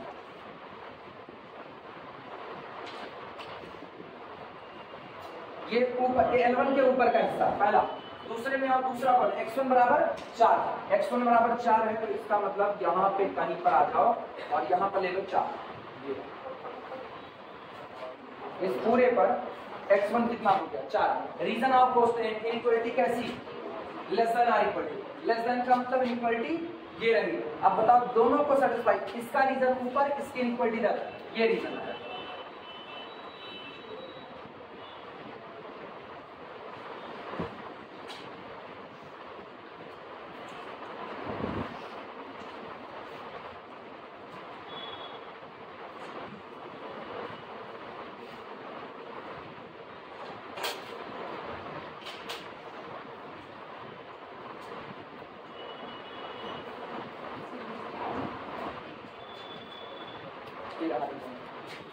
Feasible reason as a dotted sigma.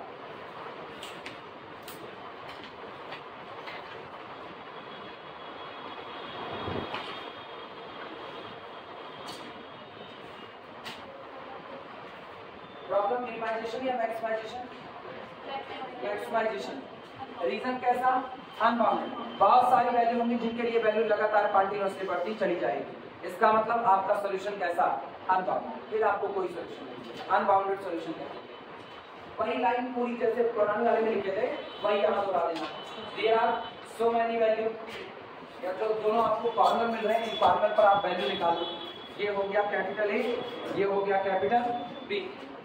Eight capital A z is equal to 0, at capital B पर z इज इक्वल टू, ये point आप बता सकते हो कितना 4, और इस पर z कितना आएगा -4।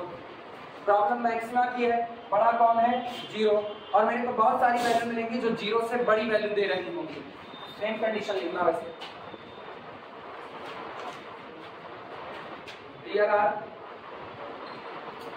so many points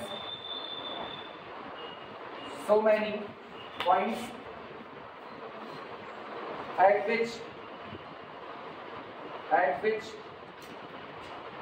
z is much greater than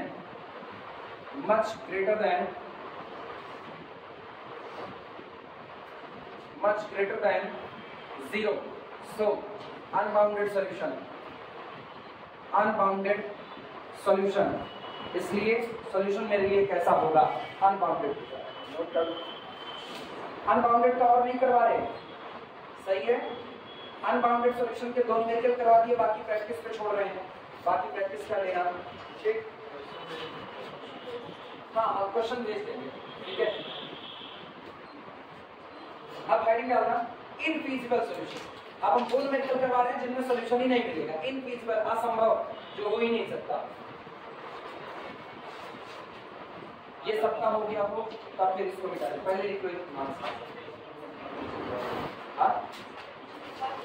definition पहले लिखा है, अब हम उसके बेस पर न्यूमेरिकल करवा रहे हैं, अब उसी की बेस पर न्यूमेरिकल, डिफिनेशन अब नहीं लिखाएंगे, अब खाली न्यूमेरिकल लिखा।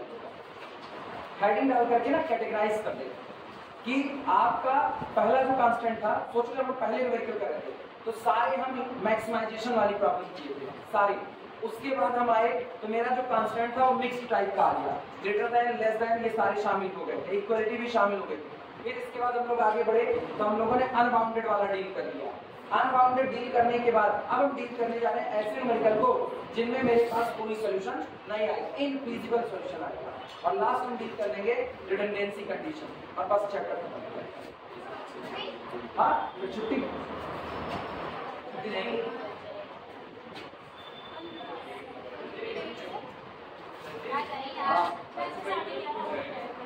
क्या छुट्टी रहेगी? नहीं तो संडे एक्स्ट्रा कभी क्या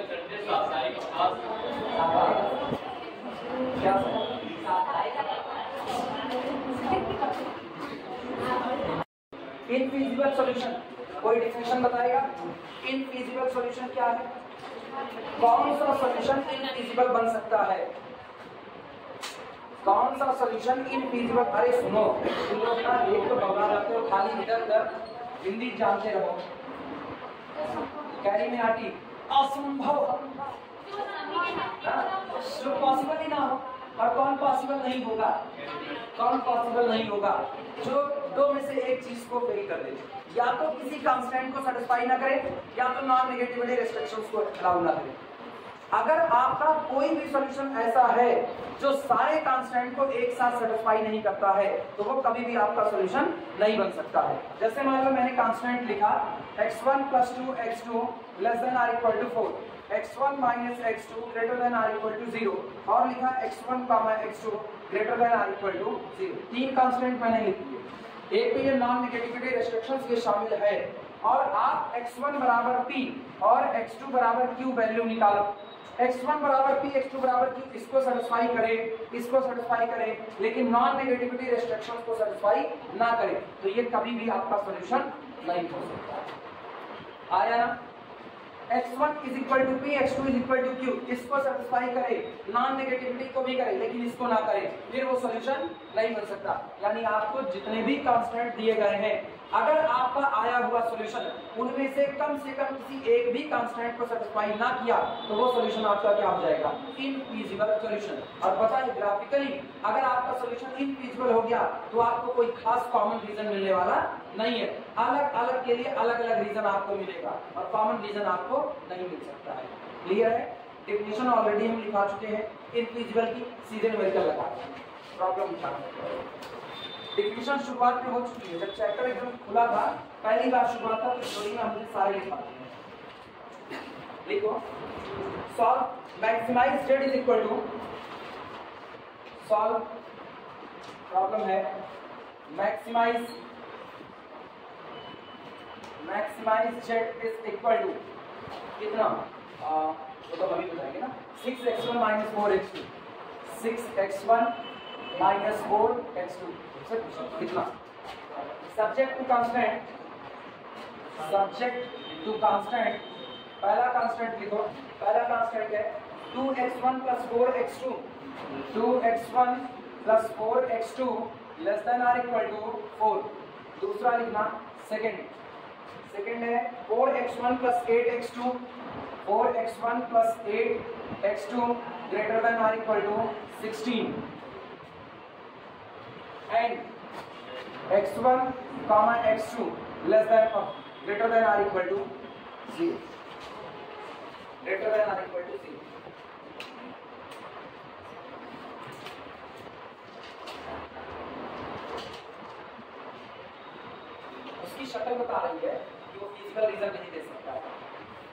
गॉस शक्ल कैसे बताती है देखिए। पहली वाली लाइन अगर लिखे तो 2x1 + 4x2 is equal to कितना 4, और दूसरी वाली लाइन लिखे तो 4x1 + 8x2 is equal to कितना है 16। हाँ यार सही रखो। अच्छा रेशियो अगर हम निकालें 2/4 और 4/8 तो क्या ये बराबर आएंगे? अरे 2 1 के 2 2 दूना 4, 2 दूनी 4 और 2 चौके 4 1 के 4 4 दूनी 8, 1/2 1/2। इसका मतलब लाइन एक दूसरे के कैसे हैं? पैरेलल। दो लाइनें एक दूसरे के पैरेलल हैं। हम ऐसे देखो लाइन ऐसे खींच दे रहे, एक लाइन ये एक लाइन ये, दोनों एक दूसरे के पैरेलल है। जरा रीजन का हाल देखो, वो कहता है less than or equal to 4। एक के लिए रीजन नीचे और दूसरे के लिए रीजन ऊपर, अपोजिट अपोजिट हाल, इसीलिए वो फिजिबल रीजन मिलेगा। अब हम टेस्ट कर रहे हैं प्रॉपर वे में देखना, लेकिन तुरंत ना बताना, ऐसा भी हो सकता है ऊपर वाली लाइन के लिए नीचे रीजन और नीचे वाले के लिए ऊपर रीजन, तो ये बीच वाली पट्टी कॉमन आ सकती है। तो ये अंदाजा लगाने की बात केवल कर रहे हैं। सॉल्यूशन देखना, सॉल्यूशन सबसे पहला काम कांस्टेंट एज लाइन। अब हम सीधे लिखते हैं कांस्टेंट्स एज लाइन्स। पहला लिखना है 2x1 + 4x2 is equal to 4, that is अर्थात x1/2 + x2/1 is equal to 1। दूसरा constant 4x1 + 8x2 is equal to 16, that is x1/4 + x2/2 is equal to 1। और ट्रेस करते हैं, चलो देखा जाए। सबसे पहले 2,0 मैक्सिमम 4 तक चढ़ रहे हैं, तो यहाँ पर हम ले लेते हैं 2 और यहाँ पर ले लेते हैं 4। यहाँ पर हो गया 2 और यहाँ हो गया 4। पहला 2,0 और फिर कितना है 0,1।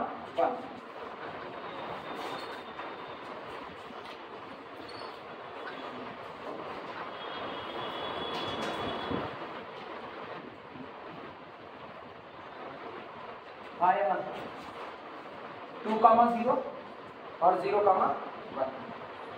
सारे लोग सहमत हो? दूसरा देखो 4,0 और 0,2, 4,0 0,2।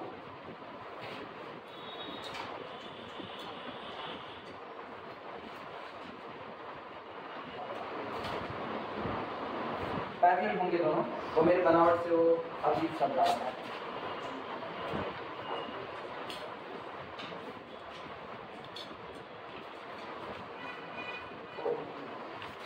और रीजन की बात करें, ऊपर वाले का रीजन देखो, पहली लाइन का region less than or equal नीचे की तरफ, यानी इसका रीजन ये होगा।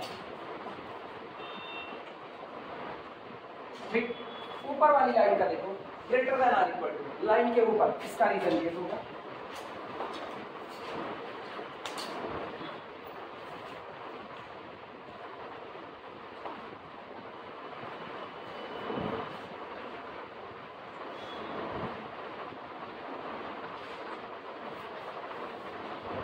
ये बताओ क्या दोनों में कोई कॉमन रीजन कभी आएगा? इसने अपना रीजन नीचे की तरफ बताया और उसने ऊपर की तरफ, यानी कोई कॉमन रीजन मिलने वाला नहीं है। नो फिजिबल सॉल्यूशन, सीधे सीधे no common region implies that no feasible solution implies that इसी को कहा जाता है infeasible सॉल्यूशन। इस दी गई एमसीपी का सॉल्यूशन कैसा होगा? इनफीजिबल, असंभव।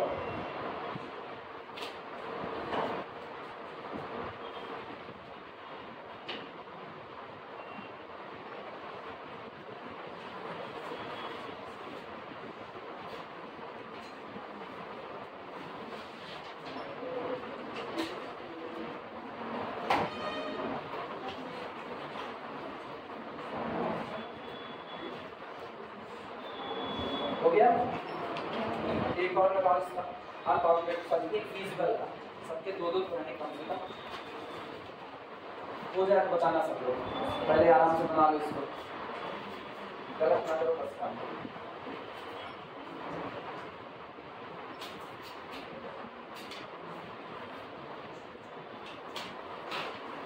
सबका होके निकाला जाए।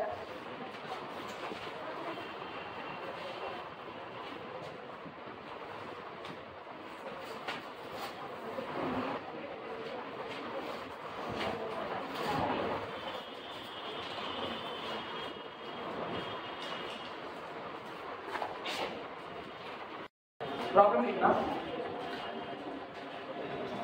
प्रॉब्लम सॉल्व प्रॉब्लम दी गई है, नोट करना। Maximise z is equal to 3x plus 2y। Maximise z is equal to 3x plus 2y। और किताब वाले कैसे बदल दी, अब तक x1 x2 क्या है, ठीक है ये भी सही है। सब्जेक्ट टू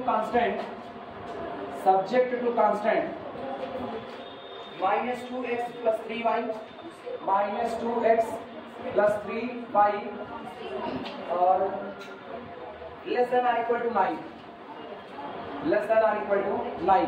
अगला कांस्टेंट इन्होंने दिया है 3x minus 2y, 3x minus 2y less than or equal to minus 20। Last x comma y greater than or equal to 0। Solution, सबसे पहला काम constant as equation, constant as equation. Constant को लिखा तो जाएगा लेकिन कैसे, as like equation.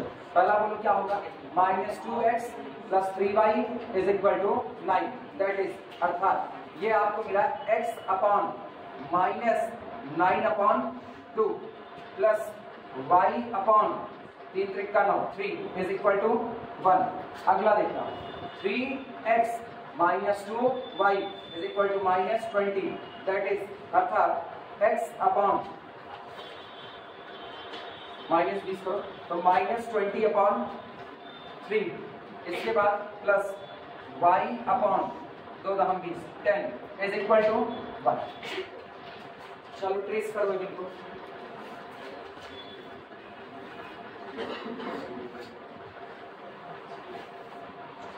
Negative reason का ध्यान रखना है।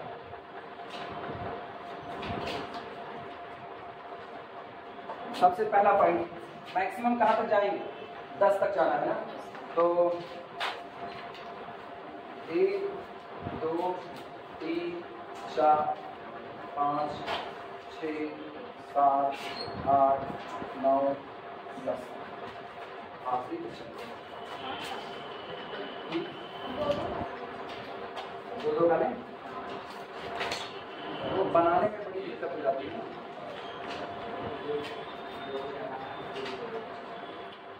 चलो दो कर लेंगे, 2 4 6 8 10। इसी तरह यहाँ पर 2 4 6 8 और 10। इधर पे हम ले लेते हैं -2 -4 -6 -8 -10। ये मत बना दो, ये हम जानबूझ करके बना रखे हैं। चलो पहला -9/2, -9/2 का मतलब कितना, 4 पॉइंट समथिंग, -4 पॉइंट समथिंग, ये यहाँ से कहीं उठेगा, -4 पॉइंट समथिंग यहाँ से। अच्छा, और दूसरा कौन है, तो ये रहा 2 और 4 के बीच में यहाँ पर, तो यहाँ से ये उठेगा और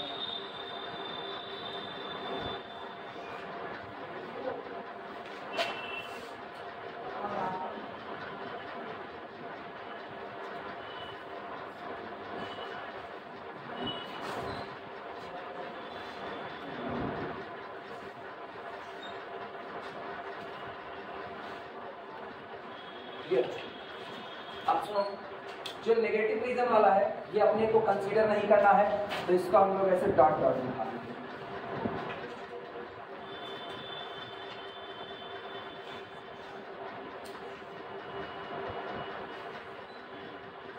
ये डॉटेड लाइन वो कंसीडर नहीं करना, नेगेटिव रीजन नहीं लिया जाएगा। और रीजन पहचानी कैसा, बोलो, less than or equal to. Less than or equal to का मतलब किधर जाएगा, नीचे की तरफ कि ऊपर की तरफ, नीचे की तरफ।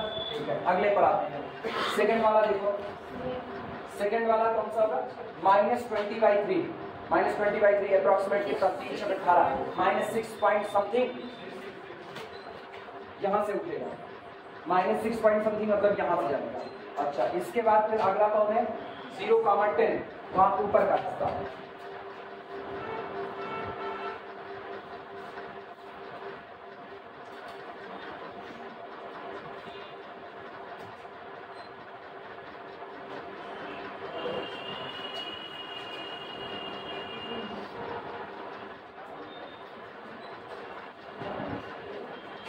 लंबाई कम है, जान अब जो है कॉम्प्लेन पीने से बढ़ेगी नहीं।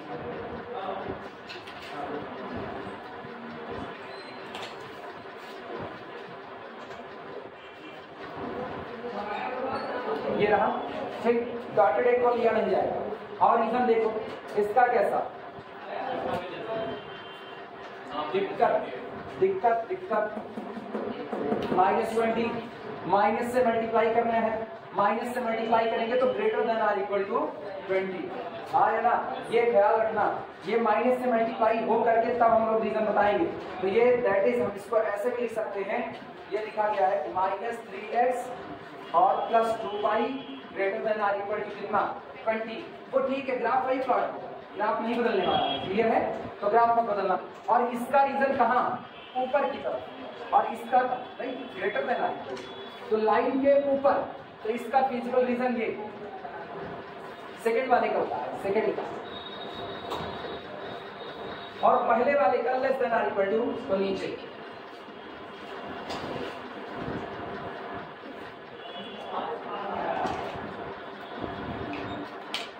ये सबको समझ में आया। दिक्कत यहाँ एक देगा ना, अगर तुम इसको सीधे देख लोगे ना less than or equal to तो कंफ्यूज हो जाओगे, तो कहोगे नीचे वाला फिजिबल रीजन, यही फिजिबल रीजन मिलेगा, तब तुम कहोगे अनबाउंडेड सॉल्यूशन। ठीक है, जो नहीं है, पहले तो तुम इसको क्या करो, स्टैंडर्ड फॉर्म में कन्वर्ट किया जाता है, तो जितने राइट हैंड साइड में है उनको आप पहले क्या बनाते हो, पॉजिटिव बनाते हो, तो इसको पहले पॉजिटिव बना लेंगे, माइनस से मल्टीप्लाई कर दो तो इनइक्वालिटी अब कैसी होगी, ग्रेटर देन। तो वास्तविकता में इसका रीजन अब मुझको पता चल रहा है सब कैसे हुए, ग्रेटर ऊपर की तरफ, क्लियर है।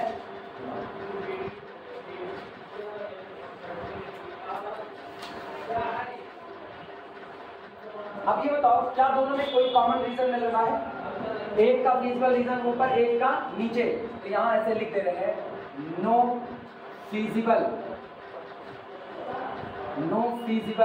रीजन, कोई फिजिबल रीजन नहीं मिला, इसलिए सॉल्यूशन कैसा होगा, इनफिजिबल सॉल्यूशन होगा।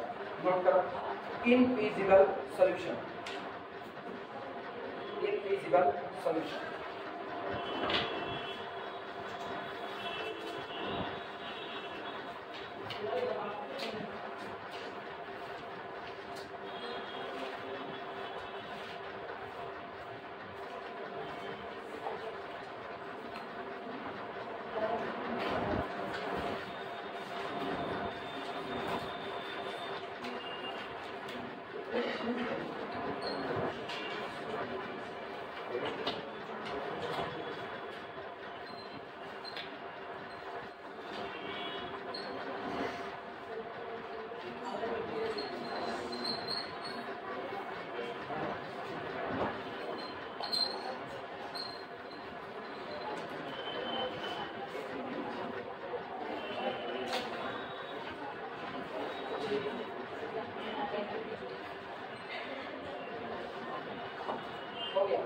सारी कुछ आप कुछ बचा लीजिए, पूरा चैप्टर से ये ग्राफिकल मेथड पूरी तरह से कुछ